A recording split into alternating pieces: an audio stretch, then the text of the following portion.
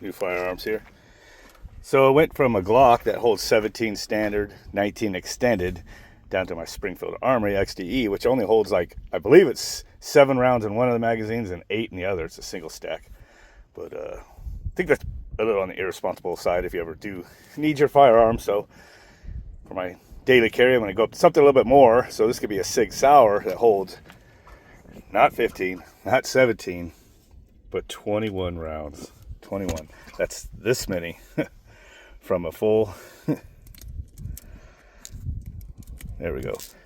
That's how many out of a box goes into one magazine. 21 rounds. That is awesome. And this one's got a nice sight on it. That's that. Got everything put away. See, out of the rounds I shot, some of them pretty wide at first, and tons of them right here just obliterated that wood. And then cans, you know, they're good for shooting because of the pressure and just the speed of the round going through them, man. They just like violently do this. So you know when you hit a can. That's like buying some cheap soda, or in this case, this is Waterloo, just carbonated, you know, drink. They're way cheaper than soda. Or just buy some crappy beer like Bud Light that you would never drink. Hopefully. Just use it for target practice and it, you know, makes some nice explosions. The beer will foam, which is kind of awesome. It just looks really good. But, yeah. So, and I'm probably going to add a little bit more nitrogen to the tank. Since I can see when I parked out here. Look at, oh yeah, the front end dropped on me. So it must have ran out of nitrogen. And the back is normal. So I got to get this just back up to normal height. It might even go to normal height on its own. But so back here, behind the seat underneath this thing, there's a little cap right here. Here's your nitrogen tank. So gonna get this right here. And this tank, my nitrogen tank, is actually getting low because I've filled this thing a few times now. But it is going to the dealership in the morning. I got extended warranty, so I'll let them fix it. So screw this adapter on.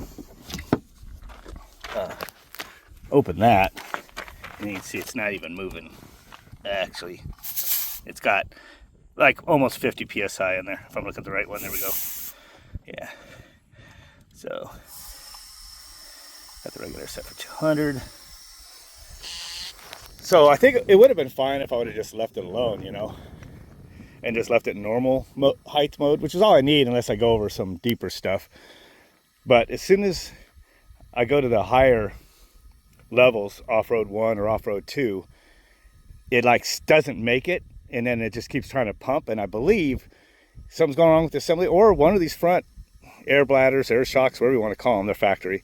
One of them leaks more, so when it lifts up, opens up wherever the split is, and then it just really drops. And you can see when I parked here, that's back there and that's over there. So that's low. This happened the first time this acted up. It actually did it to me in this spot. I was parked over there, and I didn't notice when I hit 4-wheel drive off-road mode that it had actually slammed the front while it only lifted the back. And then I went up that hill over there, and it was bottoming out on the way in. It was smacking the skid plate on the front. So this does have a steel skid plate underneath there. And it was beating the shit out of it. Anyway, this should get it back up to normal, hopefully. So it would start it right now, but yeah, it's got good pressure. It won't move when the doors are open, so you have to run the hose through the window or something. But I know it's gonna go to normal. I've been driving, you know, some trips on it since it's been whacked out. See, this normally goes down, but I got it up. And it's been generally working pretty much between the normal height and the aerodynamic height, you know, which is kind of a between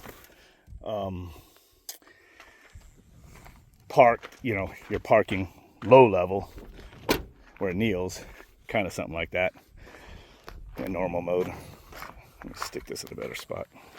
Okay, so yeah.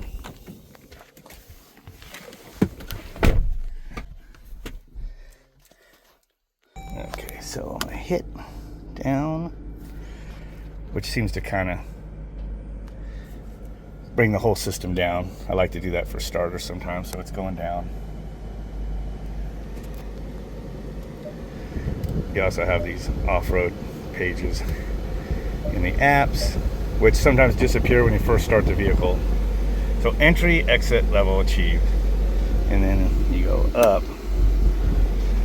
And it should, oh, the front end right up. And whenever I first pressurize that tank, it lifts right up really quick. It doesn't take long in that normal height achieved. So when this thing's getting low, you'll see that light flashing for quite a while, and sometimes it'll actually give up. It'll say the system needs to cool if you try to push the button again, or it'll just say, you know, service air suspension immediately. So now it should be at normal height, and it is normal height. So you can see it was slammed before. You couldn't see out the whole tire like you can now on top. So I'll be just fine driving like this. I just can't go over anything high. But this thing actually lifts up like 2 or 3 inches from this. You could use the off-road levels, which is kind of awesome. But right now I can't have fun with that because it actually just nose leaks and dives. The front end just drops, and that sucks.